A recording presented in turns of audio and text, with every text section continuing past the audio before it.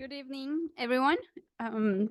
So it is my honor to introduce our keynote speaker for tonight, the current Bacardi family eminent scholar and professor of political science at the University of Brasilia, Dr. Flávia Biroli.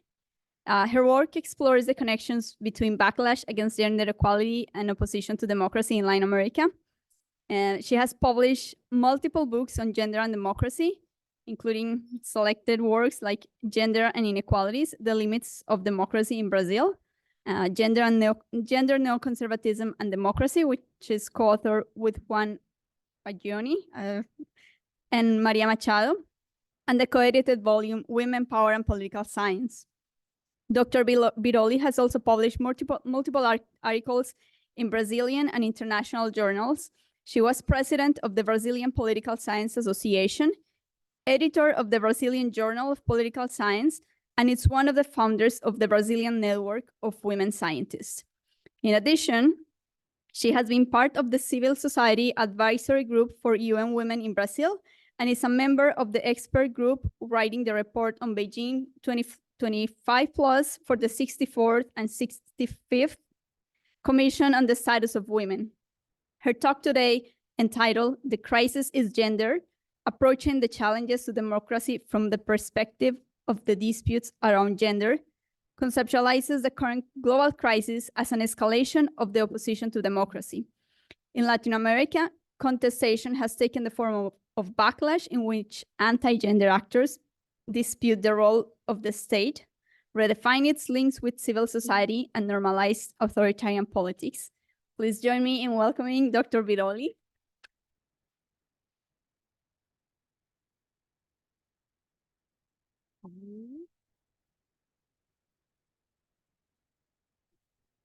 So hello, everyone. Thank you for being here. Thank you, Juliana. And through Juliana, I'd like to thank all the organizers of this beautiful conference.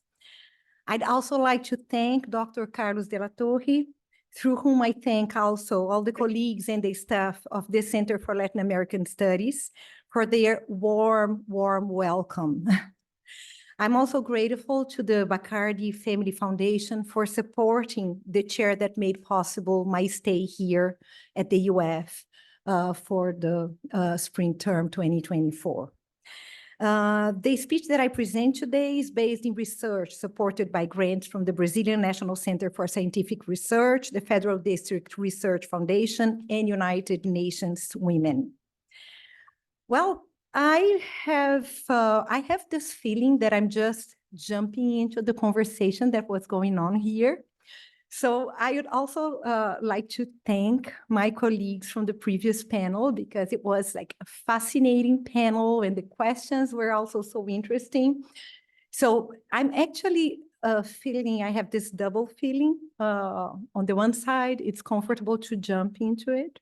And on the other side, I feel like, well, I don't have the answers to all those questions. So, but I will try to develop, I think, answers to some of the issues that have been raised here so that we can keep discussing for a long time, I think.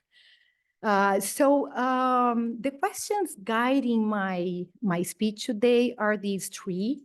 So what do I mean by crisis? As my title, as Juliana has mentioned, is "The Crisis is Gendered." So what do I mean by crisis? Why is the current crisis gendered? And the third and last question, why has gender become a means of legitimizing democratic backsliding, as many empirical studies have been pointing out? So I start by the first one. What do I mean by crisis? So my title connects two concepts, crisis and gender, as I aim to clarify the gendered character of the democratic backsliding, but how to understand the concept of crisis in ways that can help us connect these terms. So first, I do not understand the crisis of liberal democracy as a turmoil on rather calm water. As obvious as it is to many of us here, making this point prevents us from assuming that liberal democracy is a golden reality to which we can return. as long as we repair the wrongdoing of some and reinstate the normal functioning of the institutions. In fact, I think that there is a risk that the backsliding weakens democratic imagination as far-right populists and movements capture the criticism of the limits of liberal democracy in rather tortuous but effective ways. Thus, I think that discussing the crisis involves analyzing processes that take us further away from democratic politics, normalizing authoritarianism, but it also involves debating which normative perspectives inform criticism, resistance, and the horizons for democratization. Gender, along with class and race, is a perspective from which scholars and activists have analyzed and denounced the shortcomings of liberal democracy, as well as the exclusionary dynamics that are historically tied to its normal functioning. Feminist scholarship has long revealed that liberal democracy was conceived on the basis of sexual difference. The universalization of the patriarchal individual, to quote Carol Pateman, white men who own property, is at the root of the paradoxical institutionalization of liberal democracy in terms of rights and subordination. Even where political rights were equalized and openly discriminatory law was outruled, democratic regimes coexisted with gendered asymmetries in power and autonomy. Men were the regular participants in arenas and decisions from which women were either excluded or included as women in unequal terms. The boundaries that have made women less than equal participants in liberal democratic politics and societies have been thicker for the poor, Black, and Indigenous, and for the individuals whose bodies have been stigmatized as deviant in relation to heterosexual patriarchal norms. Many state formations under distinct ideologies also adopted policy that relied on the often unrecognized dependence on women's subordination, in the words of Elizabeth Friedman and Constanza Tabush. The dynamics of privilege and domination is connected to the gender and racial division of work, for example, as the unpaid or poorly paid care work carried out by women is fundamental to social reproduction. But the people who do this work are, as I have been showing in my work, on average furthest away from political decisions. So approaching democracy from the perspective of those who have historically been placed in disadvantaged positions, disputing democracy from the margins, gives us a more nuanced standpoint to assess the current challenges. Political and social democratization were often triggered by the criticism and the pressures from those on the margins. I'm not sure if I have the, yeah. From the criticisms from those from the margins. So approaching democracy from the perspective of those on the margins gives us more nuanced standpoint to assess the current challenges. Political and social democratization, as I was saying, often were triggered by the criticism and the pressures from those. They pointed out the limits of the perspectives and interests that prevailed in state building, in the making of laws, and in distributive decisions. On the other hand, resisting to pressures towards democratization, some actors were historically in the position to be the gatekeepers of exclusionary democracies, and they have often operated in ways that normalized structural and political inequalities.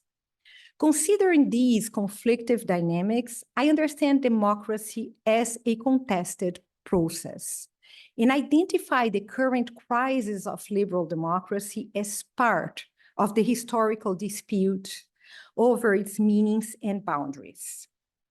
Gender has been and continues to be part of the definition of the most fundamental tasks democracy faces, guaranteeing plural participation, protecting fundamental rights, and producing fair distributive decisions and outcomes. Who participates? Who has access to the channels that make it possible to influence public decisions? Who gets to impact the debates about what is public and demands collective attention and regulation, and what is private or domestic, and thus seen as the realm of individual, family, and market decisions? Which rights are considered fundamental rights under a democratic order, and which distributive decisions and outcomes are considered legitimate and fair? So when I claim democracy as a contested process, this is the set of questions that I have in mind. They take us to conflicts that are beyond the ebbs and flows of power rotation. They also make the disputes over democratization more clearly related to the dynamics attaching structural factors, such as the current stage of capitalism, the present patterns of patriarchal and racialized exploitation and extractivism, to the interests of concrete agents, reproducing or challenging their functioning as they act upon institutions and social practices and values. Well, so now that I have placed the crisis in a longer process of disputes over democracy, I would like to try a definition that captures what is specific in the current crisis, because I do understand, based on mine and others researchers, that there are specific features in the current crisis. So I suggest that there is an escalation in the open opposition to democratization, as public hostility towards democracy has gained renewed legitimacy. And I think that's what the pictures that I have here somehow show or give us an imagetical understanding of what I mean by this open opposition to democratization, this public hostility towards democracy. Politicians and civil society organizations offer anti-democratic narratives and itineraries that have been embraced by old political parties and movements, and have also become the core identity for some of the newer ones that organized under the current structure of opportunities. They were effective in producing popular adherence as they activate resentments towards the shortcomings of liberal democracy, framing corruption as the reason to support actors presenting themselves as outsiders. I think we all have heard at some moment que se vayan todos, ahora, now la casta tiene miedo, y a saying that Bolsonaro often used in his campaigns that I translate here. I'm here to end up with a rotten machine that survives on corruption.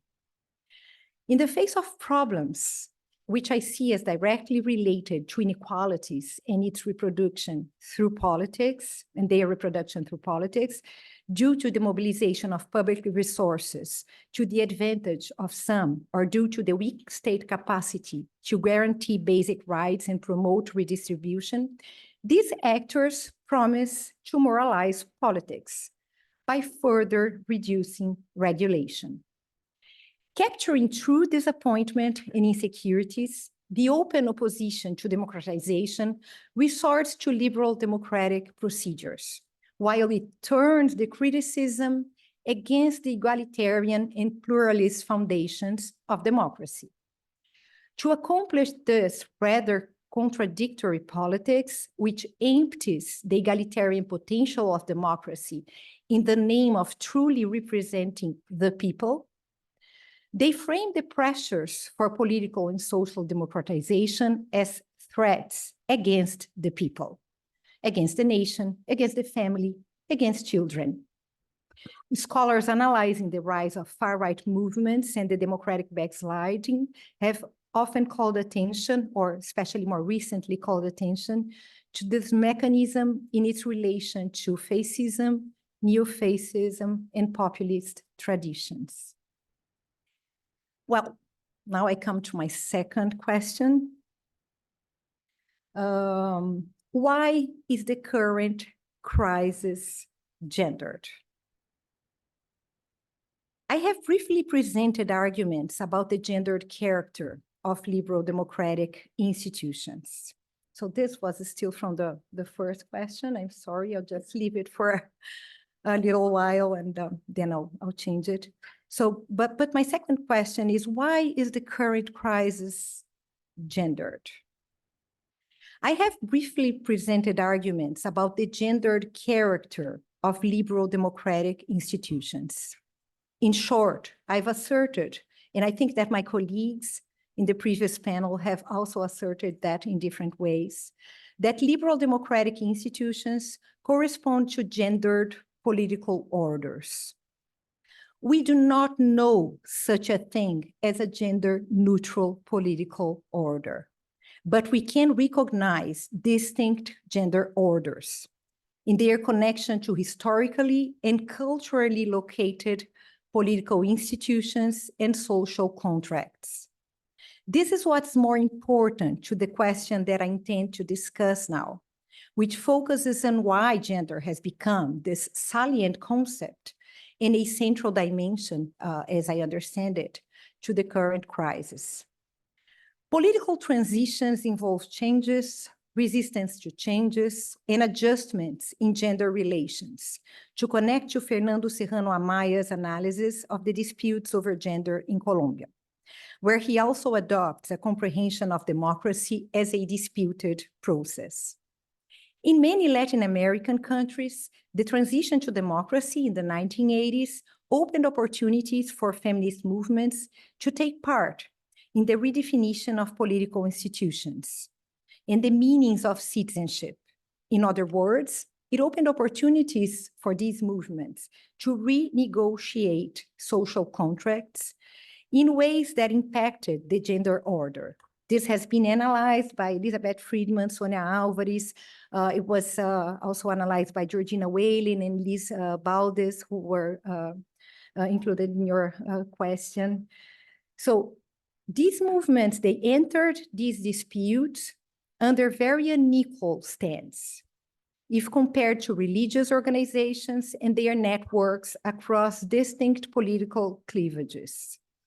Across distinct political ideologies and arenas. I missed religion in part of the conversation from the previous panel, and I thought that this is something that has a lot of centrality in my speech, so we can discuss that later. So these movements also had to deal with and somehow accommodate with what the Brazilian political scientist Evelina Dagnino conceptualized as the perverse confluence between participatory and neoliberal concepts of citizenship, as the platform of the Washington Consensus constituted the relations between the political and the economic, modulating the capacity of the state to expand and implement democratic guarantees. The legacies from the military authoritarian regimes in the implementation of neoliberal agendas remained active as, starting in late 1990s, voters supported the left-wing alternatives disputing elections in many countries in Latin America, inaugurating the period known as the left turn or pink tide.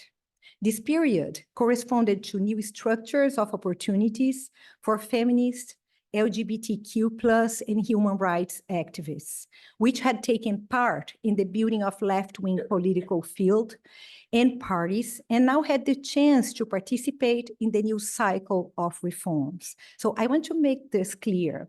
It's not that I'm saying that these left-wing parties had gender equality as their priority, but they governed in ways that opened new opportunities, as in many countries, new participatory institutions were developed or were guaranteed. Sometimes they were already part of the constitutions of the countries. So these new opportunities is what interests me the most. Achievements varied depending on the type of party in government, the existence and effectivity of participatory channels, the capacity of the state, the degree of institutionalization of gender perspectives, the funds for gender policy, the strength of feminist and LGBTQ+ movements vis-a-vis conservative activism, and the conditions for feminist movements to build alliances across parties and class. To mention the main factors identified by comparative studies carried on by Merit Blofield, Christina Ewig, Stephanie Rousseau, Ana Laura Gustá, and Cora Fernandes Anderson, among others. Well, in this context, gender and the family came to be disputed under different patterns. And I understand that it's something that is related to the fact that gender and the family came to represent distinct dimensions of changes in societies which were really going through processes of tremendous transformation. So I will now just highlight some of these changes that were going on by focusing very quickly on social demographic changes, political changes, and changes in the landscape of religion. So starting by social demographic changes, the changes in fertility, of course, they are changes that correspond to transformations that went on in the second half of the 20th century in a processual dynamic. But these changes in the turn of the century, from the 20th to the 21st century, they would emerge more clearly, corresponding to the drop in birth rates, and afterwards I will talk a little bit about the rearrangement of family life. So as we can see here, the drop in birth rates was very significant from an average of 6 births per woman in 1960 to 2 in 2020. So most Latin American countries are now below replacement levels. The replacement level corresponds to 2.1. But it's interesting, and I'm not showing like the data in graphs or anything here, but I think this is quite important that these changes, they have taken place in divergent ways, in lines of class and also race and ethnicity all across the region. So fertility, as I mentioned here, is low for the middle class, but it's moderate to high for the poorest. Variation is greater within countries than between countries, which also tells us a lot. So timing is divergent, and this means a lot for the perspectives that women have for work, professional lives. So women with a university education, they have lives in terms of fertility timing that are more similar to women in North America and Western Europe than to their neighbors in poorer neighborhoods. As I mentioned here, half of the women with only primary education have been mothers before 19 years old. So it's such a difference. And Latin America remains the region with the highest rates of teenage pregnancy. Family arrangements have also changed in very tremendous ways. And the main change is that biparental families with children are not the majority of families and have not been for a while. So the ideal of family, the idealized family, is decreasing in terms of statistical representation in these societies. So from half the families in 2000 to 1/3 in 2018, it's quite a change, but again, very divergent along the lines of class. So low-income households are very different from high-income households.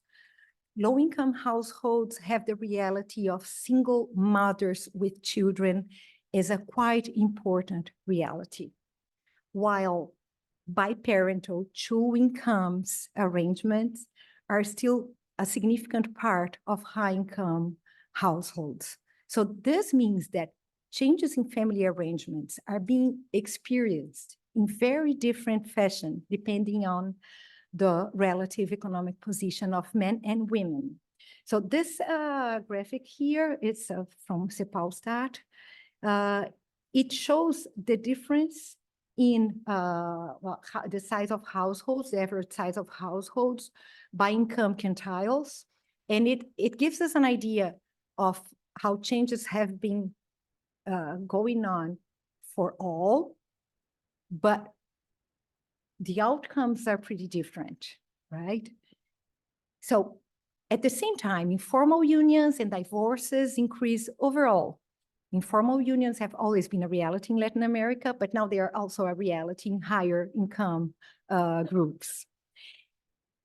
And Latin America remains the region with the highest rates of children out of wedlock, something that is also interesting to think about because it's related to which issues we face concerning children, infancy, political changes now. So I think I might have like a punctual disagreement with my colleagues from the previous panel in the understanding that, well, I don't think that you said that there's no variation between left wing and right wing and left and far right, rephrasing it. It's not maybe a disagreement, but I think that I see the period of center-left governments because of the kind of access that civil society, progressive civil society had to the state as a period that was characteristic of advancements in gender equality, although limited, although having divergent outcomes as well, right? So I think that there is something that is quite important here, which has to do with something that Elizabeth has already talked about in her speech in the previous panel, which is the coincidence between the democratization, the democratic cycle, and then the left turn, and an international favorable context that had to do with how gender rights were politicized in international arenas, transnational arenas, such as the United Nations. So the progressive politicization of gender played a role internationally and nationally. So feminist movement had new starting points, new departure points to pressure governments, and they were somehow more connected to the actors as they had been part of the creation of these center left-wing parties. So even if they didn't find the kind of political environment that they expected, it was a change in the quality of dialogue, in the possibility to access actors and institutional arenas. We also had higher rates of representation, like representation increased during this period. As we know, quotas were adopted first by Argentina in 1991, and we have 3 times now the average percentage of women in parliaments that we had when the quotas were first adopted. And I would also stress this understanding that there was a displacement in the public debate. Feminist movements were capable of expanding their awareness of inequalities, but also, of course, this meant a heating in the conflicts concerning gender issues. Sexual rights and abortion, very quickly, because these are the most contested issues. So this table here comes from a book by Javier Corrales, and it shows us the adoption, which countries adopted gender identity law, same-sex marriage, legalized same-sex marriage, and recognized same-sex civil unions between 2006 and 2020. So it's quite a change, right? We can't say that nothing changed. So there was a nexus by these social movements to courts and to congresses that was something new at this moment and produced outcomes. Abortion, not that much of a change, but still, we had only Cuba, then 2012, Uruguay approved the decriminalization of abortion, and then Argentina, Mexico, and Colombia, 2021, 2022, not the pink tide, not the left turn, but something that happened as the result of struggles, collective fights that had been built across at least 2 decades. So the democratic cycle opened the way to this kind of collective building, and also to a new offer of judicial perspectives, legal narratives on reproductive rights. And people generally assess the changes in reproductive rights by looking only at where and how abortion was decriminalized. But I would call attention to the fact that many countries have expanded their exceptions, their legal exceptions to the criminalization of abortion. And this is important because this is a battleground now. Not only like the decriminalization, but therapeutic abortion, the offer of abortion in cases that are part of the law. Now I come to my third change. So to make this picture even more nuanced, the religious landscape has significantly changed during the same period, right? In ways that contribute to what I've been framing as dual pattern developments.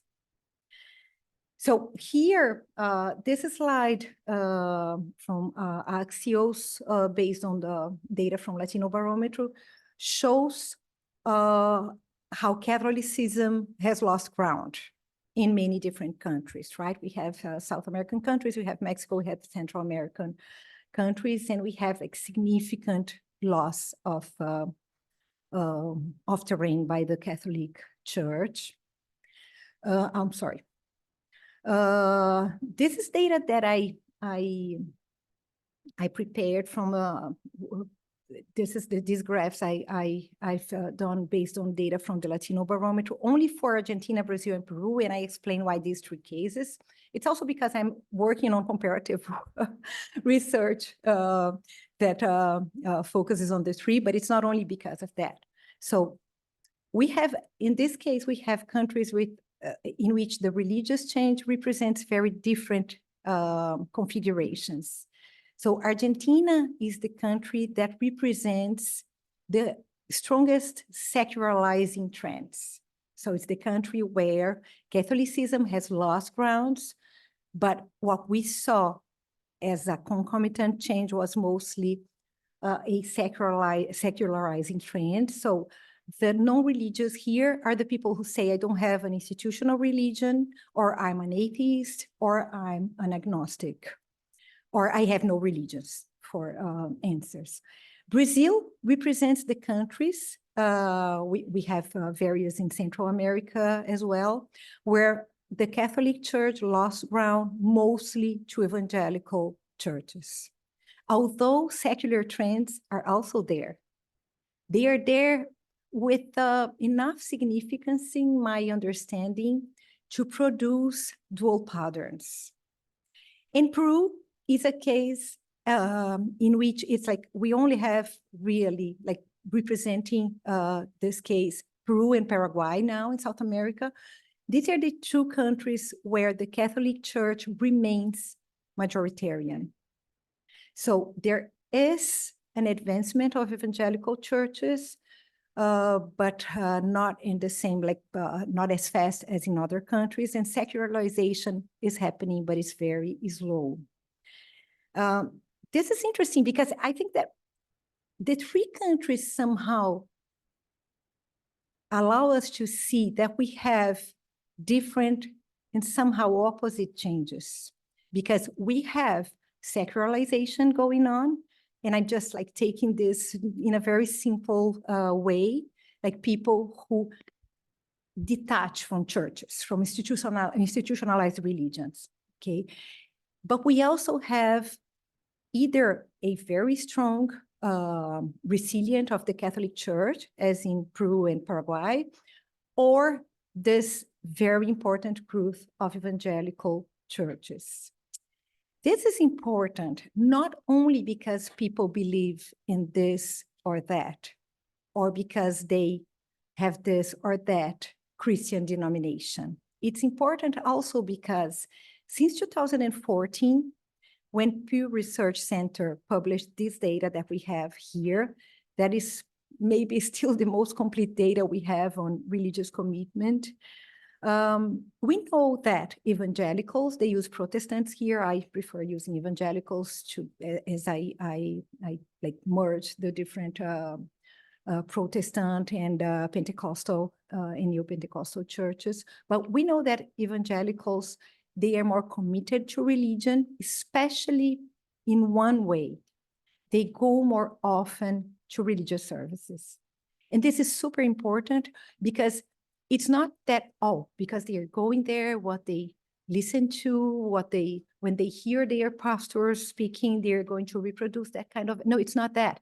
It's that they are really intensely, in an intense way, a part of religious communities, of shared, of communities that share beliefs, that share ways to face the challenges of life.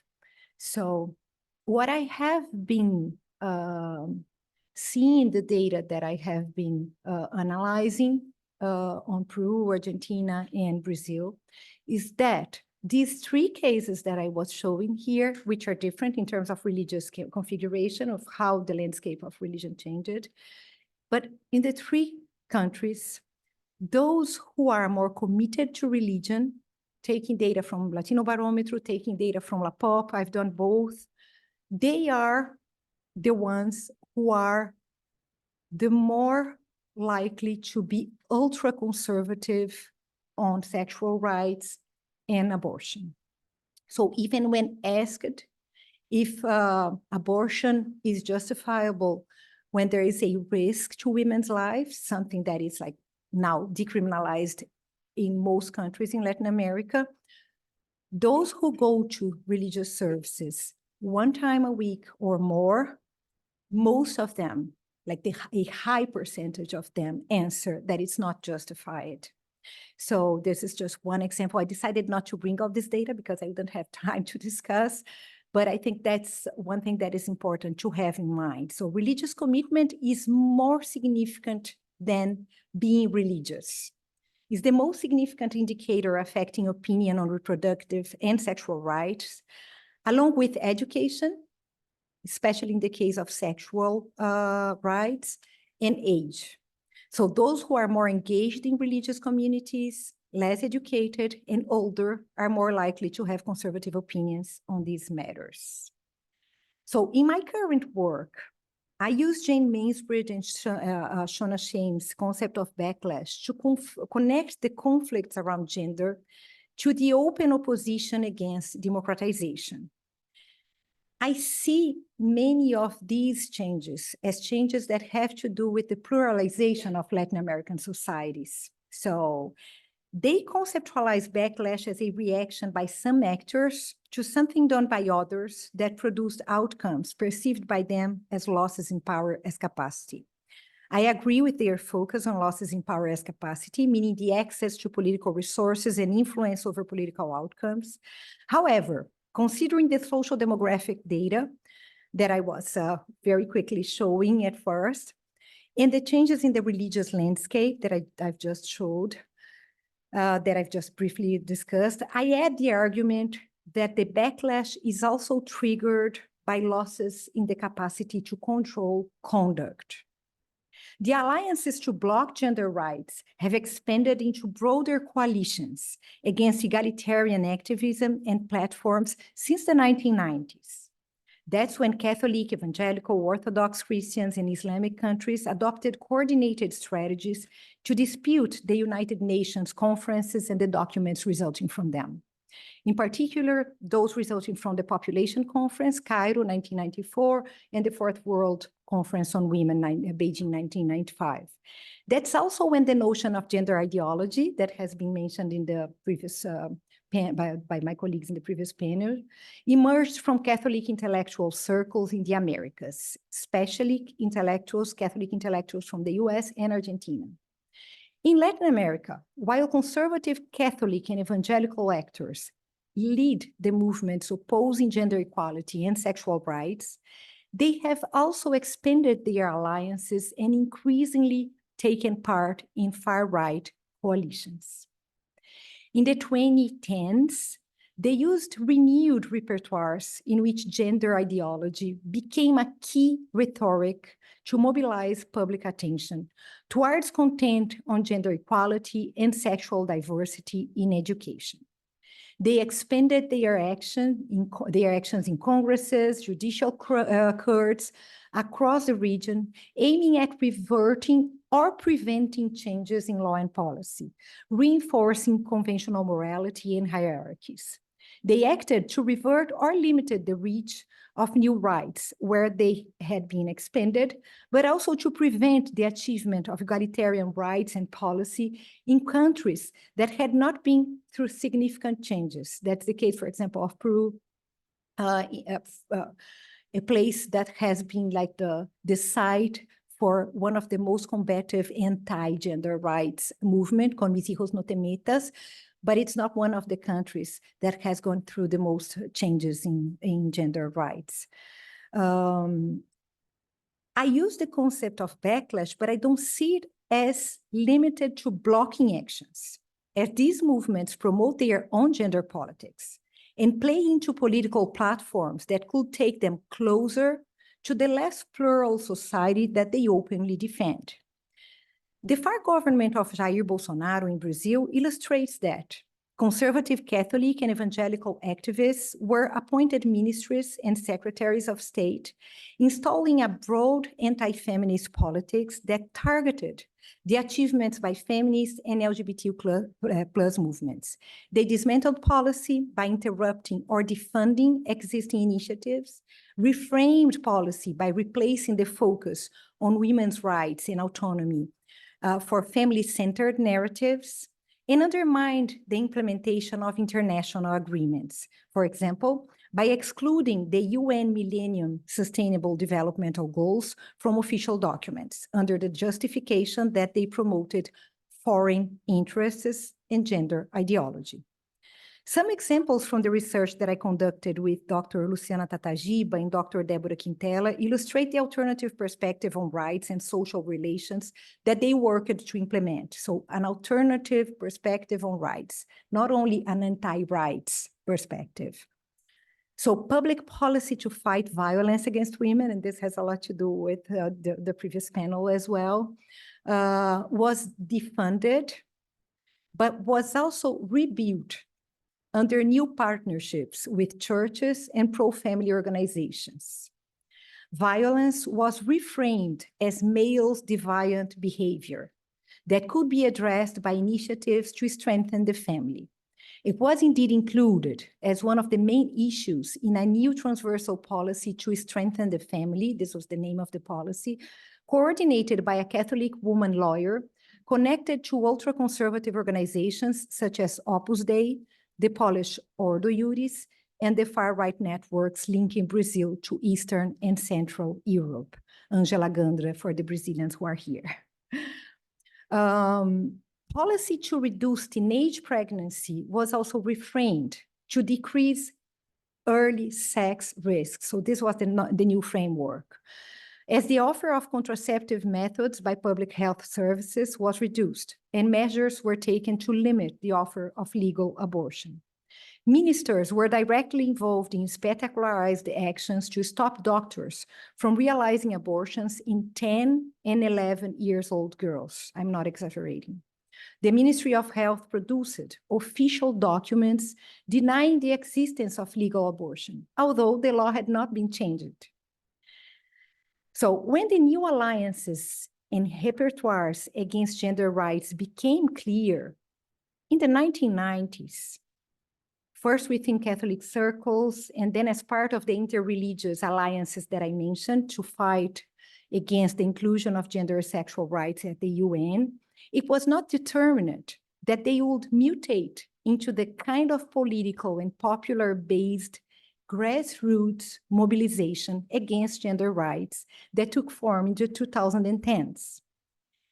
In the region, it was not obvious also that the democratic political processes that created new structures of opportunities for feminist and LGBTQ+ movements would also produce new affinities, lining up religious conservative organizations and far-right actors and networks. Why did that happen? So these two hypotheses, I think that they are the main hypotheses crossing somehow the scholarship that we have. So first, they would have reorganized to oppose a variety of measures that expanded participation, produced new rights, and promoted weak economic distribution through the rise of minimum wages and cash transfer programs. This is the sense that more closely corresponds to the understanding of the backlash as a loss in power as capacity. But I think that the second hypothesis also needs to be considered. It suggests that we should look the other way around. The failures of liberal democracy and the shortcomings of the politics developed under the pink tide opened new opportunities for conservative and far-right actors to mobilize dissatisfactions. Although transformative in many ways, I'm not denying that they were transformative, that cycle did not promote structural changes that could allow sustained inclusion and development. This is an argument that is very well developed by Gabriela Benza and Gabriel Kessler in their book on the cycle, the turn to the left and the outcomes that came afterwards. This transformation also fell short, like this new democratic cycle also fell short in limiting the effects of organized crime and extractive exploitation that make life precarious for many, in particular for women and children in the most vulnerable communities. I don't mean that this depended only on the will and the capacity of governments in isolation from other factors. Actually, I prefer to look at this cycle by having in mind economic cycles and the limited space for national states to take alternative actions under neoliberal capitalism. So what I mean is that the dissatisfaction, and this is, I think it's the most important in political, in terms of political implication, the dissatisfaction that in the 1990s added to the support of progressive alternatives now seems to have often turned towards or played into right-wing and far-right options. So in these hypotheses, gender can be understood through the perspectives of the changes these actors react against, as I've been more centrally considering here and in my work. In this case, religious conservative actors and patriarchal reasoning play a central role.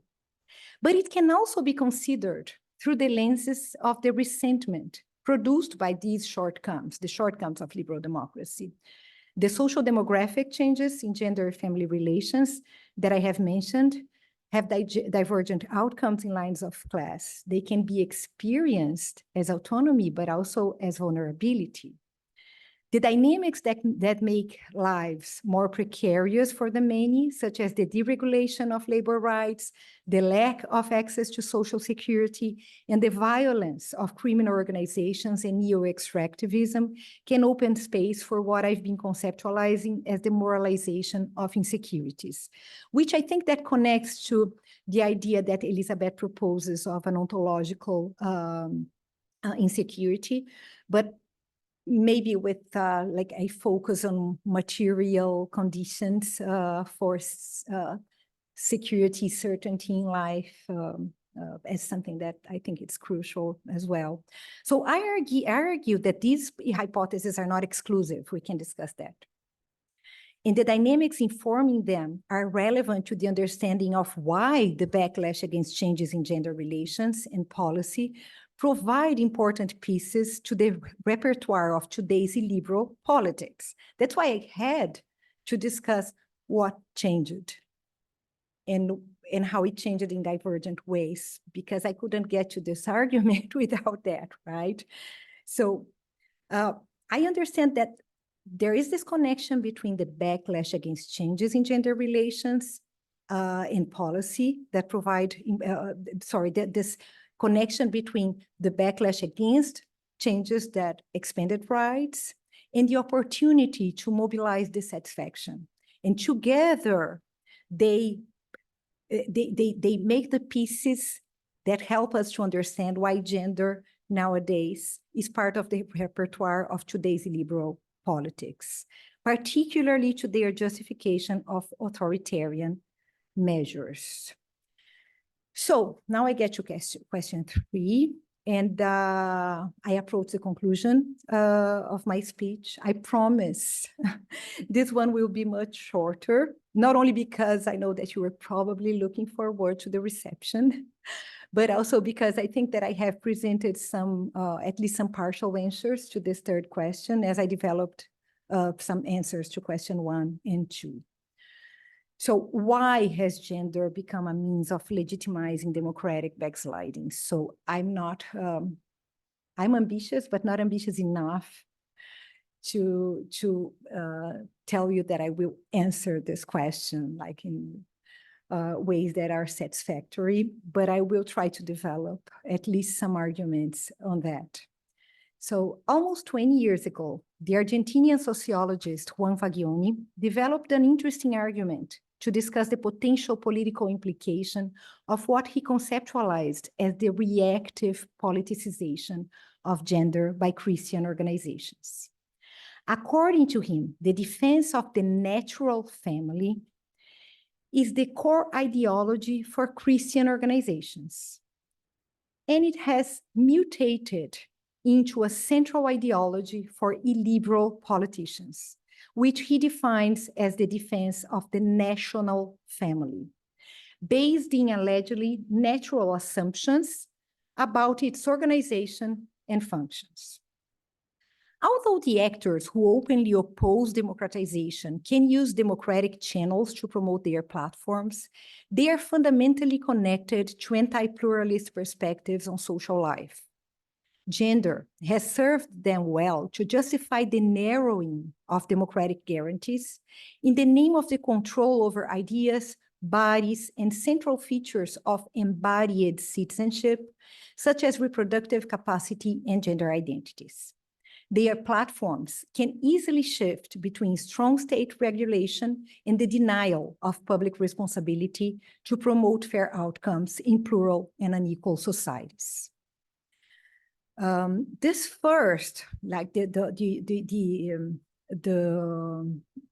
shift that I mentioned, from strong state, the shift between strong regulation and the denial of public responsibility, starting by strong public state regulation. It could be illustrated, of course, by the criminalization of abortion and the assumption that the unborn have constitutional rights, which produces a myriad of constraints, sanctions, and violence that effectively restrict the constitutional protection to living women and their meaningful relations. I think that we saw a blatant example coming from the decision from the Alabama court last week here in the US of all the unexpected implication of regulating reproductive capacity in ways that just deny the relevance of the choices by living women and their meaningful relations. So the second, the denial of responsibility by the state to produce just outcomes, I think that it can be illustrated by the understanding that gender and racial inequalities should not be discussed. And families are responsible for passing on the values to the new generations, which has, in its most extreme forms, developed into censorship of debates at schools and the ban of books, in the name of protecting the children, with no concern, I understand, about the fact that making some lives invisible may add to stigmatization that pushes them towards the category of less than human. The natural family fundaments the defense of a national family that is far from corresponding to the plurality of arrangements and trajectories that make societies. It is presented both as an ideal that is not in the reach of many, thus feeding into hierarchies and stigmas, and as a practical reality that would be a plausible support for individuals in an uncertain world. So the national family is patriarchal in the sense that it reasserts heteronormativity and complementary roles for women and men, normalizes double standards for sexual lives, which take form in a continuum with the renormalization of women's responsibilities to do the work that is necessary to guarantee social reproduction by caring for children, the elderly, and those in need of special attention. Moreover, the national family has specific racial, ethnical, and religious characteristics, which can vary according to regions and national contexts, but largely correspond to ideologies of racial and cultural supremacy. The national family is a call for the nationals to take action to guarantee their primacy by reproducing a certain social order. The mobilization of communism and gender ideology under the same repertoires has been useful for the mutation of the natural into the national family in its current syntax. It also helps us understand how far-right actors resorting to this syntax use democratic procedures and the language of human rights. To give you a quick example on Brazil again, in Brazil, the Ministry of Women, Human Rights and the Family of the far-right government of Jair Bolsonaro, an evangelic anti-abortion lawyer, reframed a pre-existing channel for denounces of human rights violations to encourage complaints against the so-called gender ideology at schools. These complaints became the fundament for a police report registered by the same office against schools for exposing children to communist concepts and the teaching of gender ideology. These, according to the ministry, violated parental rights to decide on the moral perspectives to which their children would be exposed. The political decisions connecting communism and gender ideology, and I just gave this example from Brazil, but I would have other examples. Elizabeth mentions that in Colombia, Stephanie Rousseau mentions that in Peru. We have many examples of that. But this this kind of connection between communism and gender ideology as threats to human rights, to human existence, is not a local treasure, right? So I think that's important. It derives from an intellectual argument connecting the feminist understanding that gender roles are not fixed and the so-called cultural Marxism. This connection between gender criticism and cultural Marxism, it comes from the 1990s, but it has evolved. The book El Libro Negro de la Nueva Izquierda, Ideología de Género y Subversión Cultural, published by the Argentinian lawyers and political scientists Nicolás Márquez and Agustín Laje in 2016. Agustín Laje is one of the founders, Luz, of the Argentinian institute you mentioned. The institute, see, it's interesting because there's all this connection, really. So they are very influential, and the book is very influential, now they are less, but was highly influential in the last decade in the movements against gender equality and sexual rights. They present the argument that feminism lost its vocation to promote women's rights as it aimed at, I quote, as it takes institutions as the roots explaining conditions that have been defined by nature and are, as such, removed from men's actions. So feminists would see institutions as something that was promoting a kind of reality that, in fact, is natural, is removed from men's actions. Marxism and radical gender feminism, they say they use radical gender feminism, attack nature as they attempt to reform institutions and deconstruct the private, sacred, natural character of property and the family. Cultural battles, they say, make women's oppression, I quote again, flood everything, as if the public and the private could be equally scrutinized.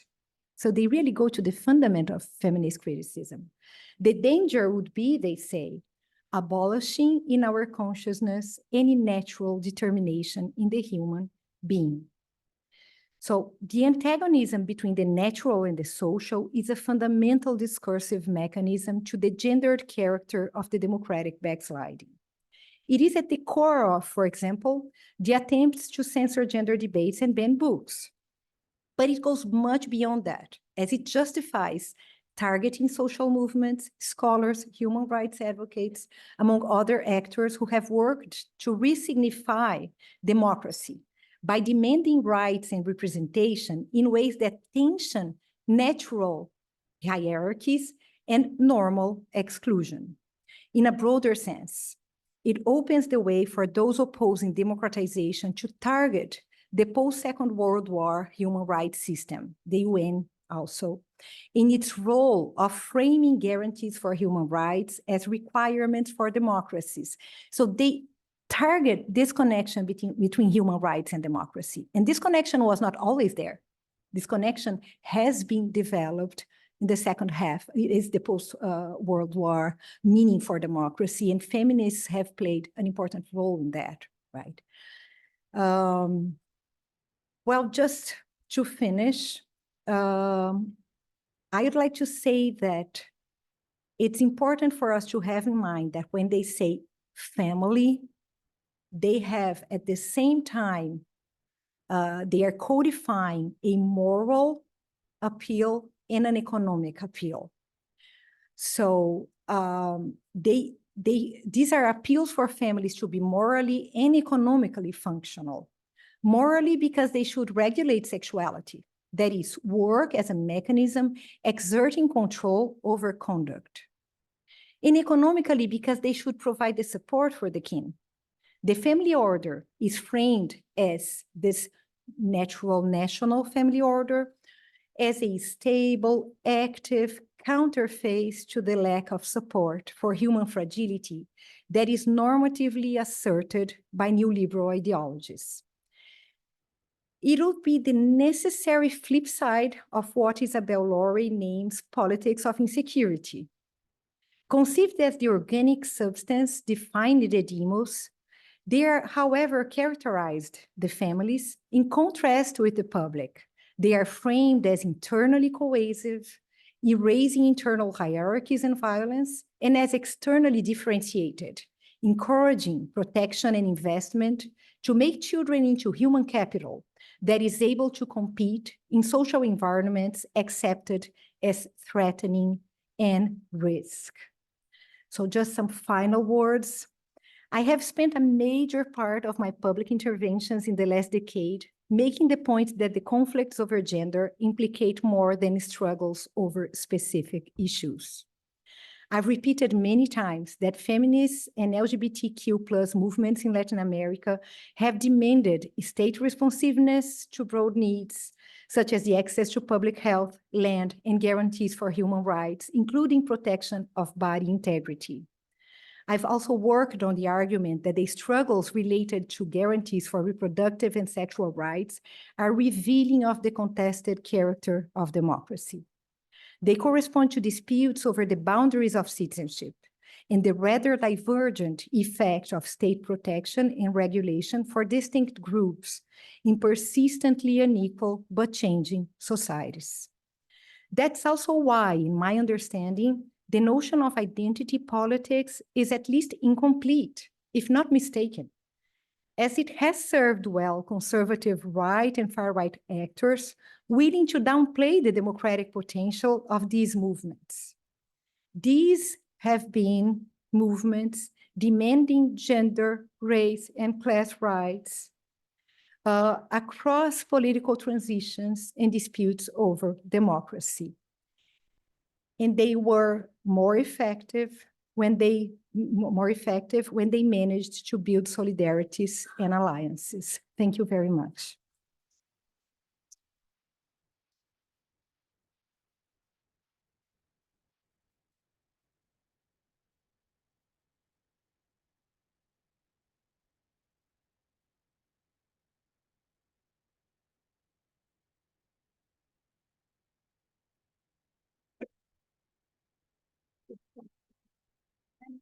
I'm not sure, but maybe we have time for a couple of questions. Sorry, go ahead. Thank you, Flávia, for your wonderful presentation. You really touched very important points of Brazil, especially, even though some of the slides were all over Latin America, but I think you reflect a lot of what's going on in Brazil. So my question, I think that my question is a response to a lot of things I actually wrote. And my question has to do with my experience also from a legal and also from artistic background of what's happening in Brazil. Do you see democracy being used perhaps to hide the true legal and proven facts, perhaps disguised or to hide for the most autocratic or governmental and political actions that formulate new norms of control independently from gender, race, or ethnicity? So my question has to do if you see the legal or the what is happening in this whole turmoil that we live in Brazil, part of a disguised form of democracy, not perhaps a democratic standards that we see in North America, but a Brazil. And if this is the case, how do you see democracy as a failing governmental system? The privilege is always the same, constant, or acting according to their own interpretation of the Constitution? Mhm. Okay. Sorry for my long question.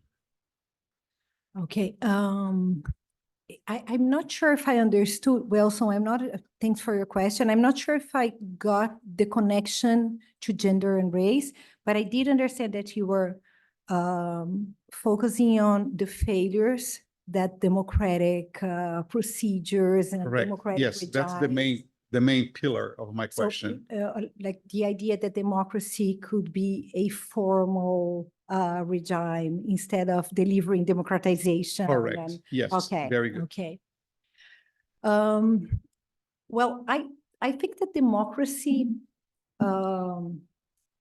allows the dispute over democratic procedures and guarantees in ways that authoritarianism doesn't. And I think this is a main feature of democratic regimes. And I think that's what we saw in our democratic cycles, our recent democratic cycle in Latin America. I say our recent democratic cycle because I suspect we are starting a different cycle now. It's not that it's not democratic, but it doesn't share the characteristics that the period between 1980s until the beginning of the 2010s had.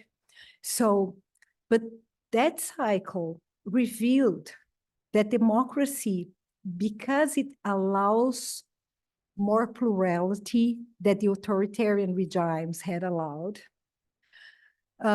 opened ways for claims and disputes that were that corresponded actually to risky politics before.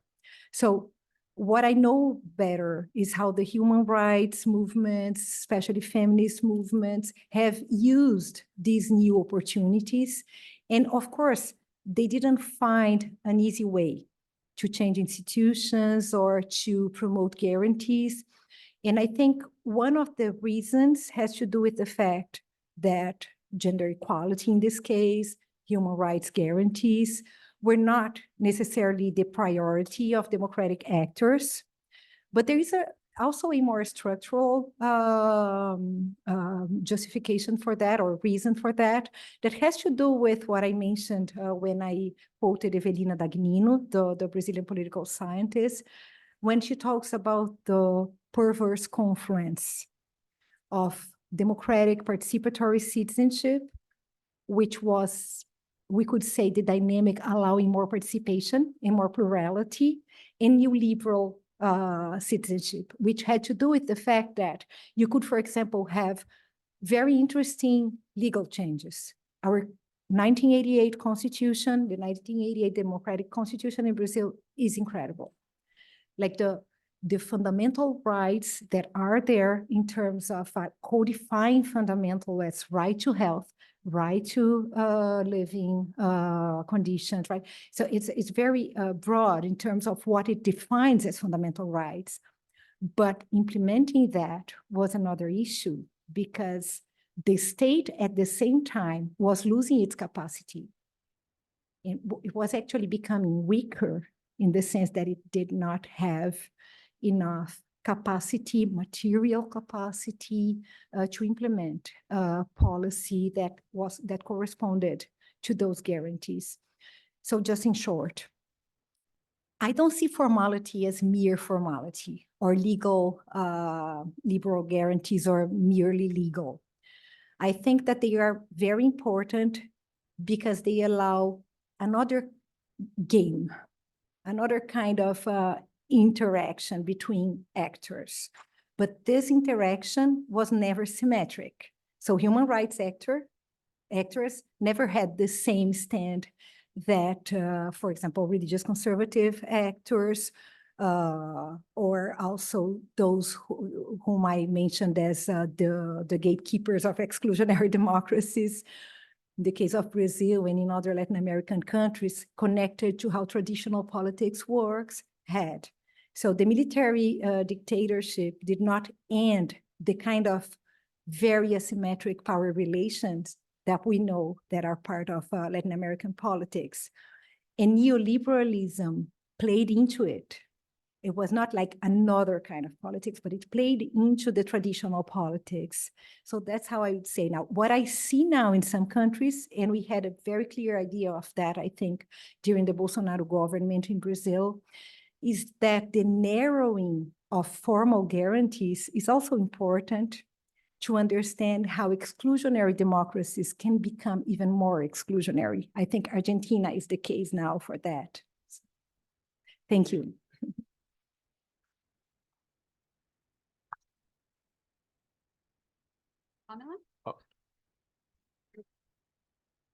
Oh, thank you so much for your presentation, Doctor. I knew about the links sort of between the far right in the United States and groups in Europe, but I wasn't aware of the presence they had in Latin America.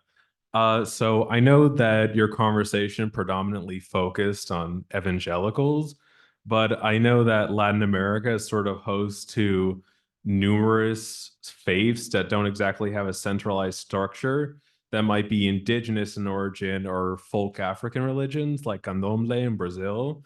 I was wondering how they sort of fit into this argument about the family, whether or not they fall into the margins or if they're not meaningfully represented in any way or villainized. What's your name? Andrew.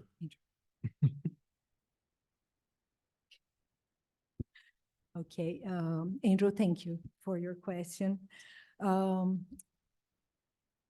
I will first comment on the connection between religious pluralism and the change of patterns in religious conflicts in Brazil, because I think that's also, that opens a window to understand how the change in religious landscape also affects how African religions and Candomblé and others have like their relative position in this religious landscape. So there is this documentary from a Brazilian documentaries that was amazing, Eduardo Coutinho. I don't know if the Brazilians here have heard. And he has this documentary from, I think it's from 2000 or 2001, in which he showed religious syncretism in Rio de Janeiro in ways that are beautiful, in like the way he pictures it. And it had to do with how the religious landscape was seen at that moment. So how fluid it was, how people could at the same time define themselves as Christians and go to Candomblé, terreiros de Candomblé, and it was not a problem. They could be Kardecist and Catholic, and it was not a problem. This was this kind of fluidity. And it's interesting because this is what the scholar of evangelical religions in Brazil, Paul Freston, has said when he characterized Brazilian religions in the 1990s, the Brazilian religious landscape, as actually he characterized Brazil as an intensively religious country, but a fluidly religious country. That's what he was talking about. So this is the past. This has changed. And this has to do with how a certain perspective on how Christianism defines values and disciplines behavior has been built in opposition also to African Brazilian religions. So in the last few years, we have seen attacks against Umbanda and Candomblés religious places, like very, very bad, violent attacks.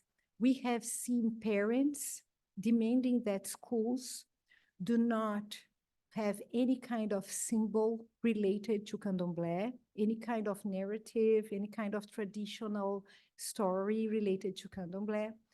We have seen parents demanding that schools do not have the June parties, the festas juninas. The Brazilians here know what I'm talking about, because they are parties, they are very traditional, popular parties around Catholic saints. But they are not religious parties. They are traditional parties that have historically been built around Catholic saints. So what Paul Freston said in the 1990s, and he was at UNB, my university, recently, and he said, I had to review what I said. Brazil is now intensively religious, very deeply religious, but in conflictive ways. So I think that is, I wouldn't know how to answer about what you asked related to family stereotypes and arrangements.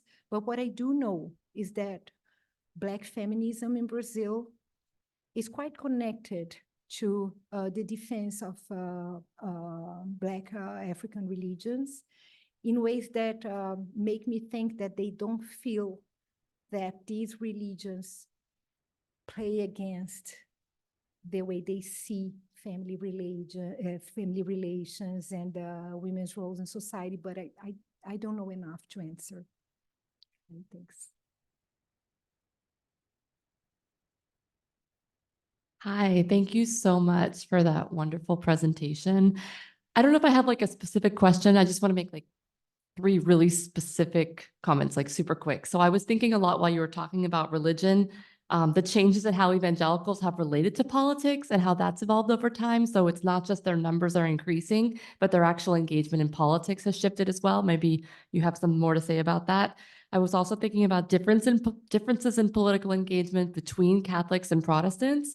So for example, we know that there was always a leftist current in Catholic theology historically in Latin America, but because of the Cold War and everything we know about all of that, right, a lot of that has died. But is there any of that left, right? Do we see any action on the left in terms of religious activism?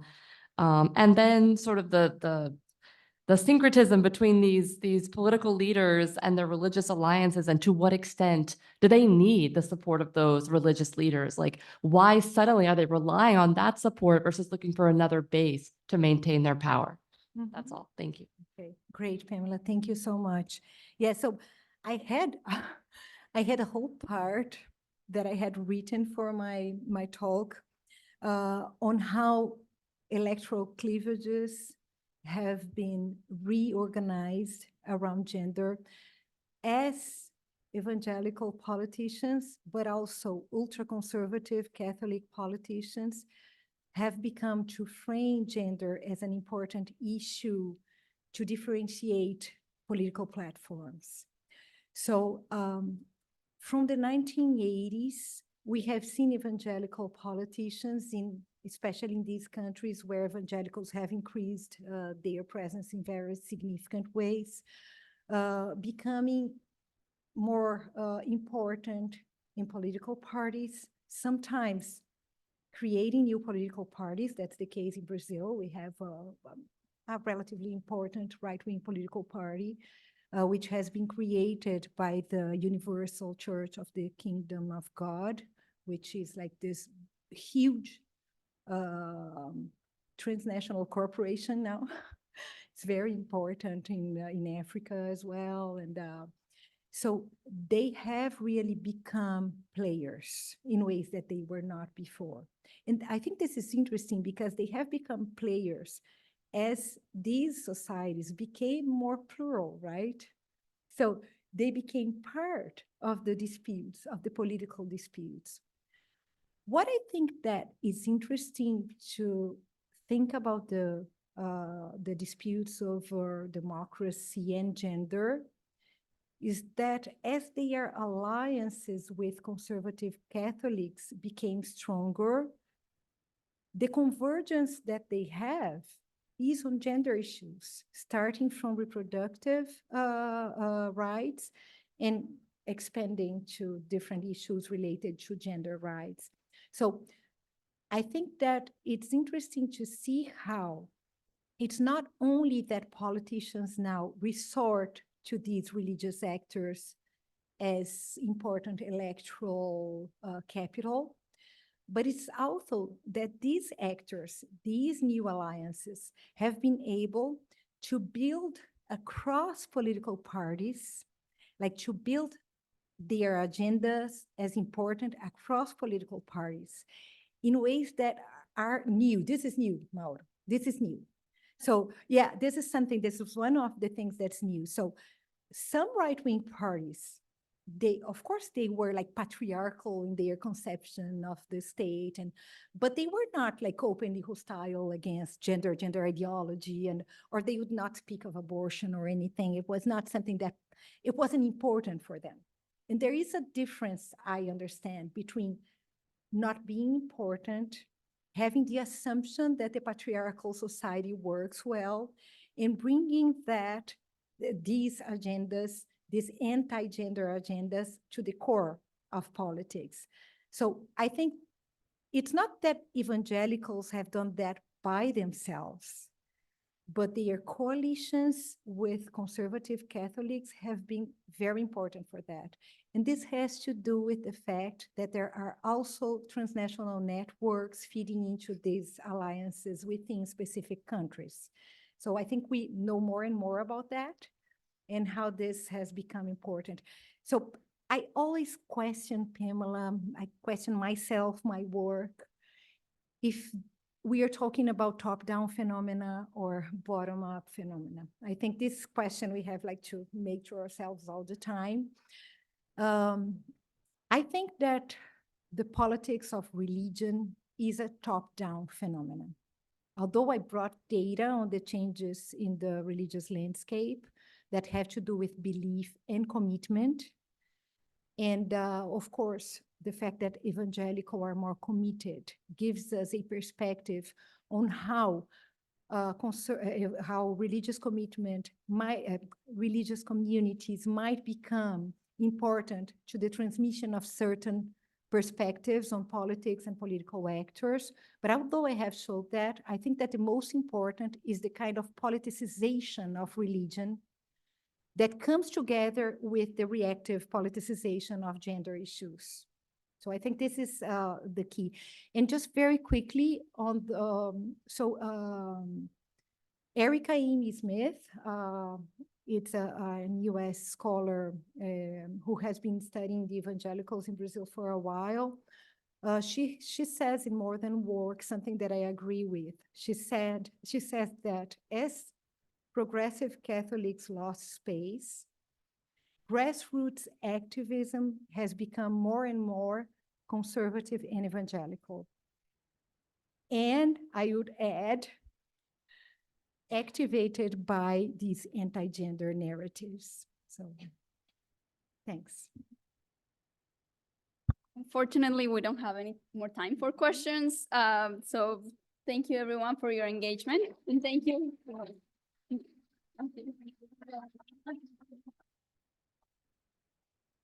Hello, we have a slight issue. It is nothing to do with myself or any of you. However, catering did not ice anything down.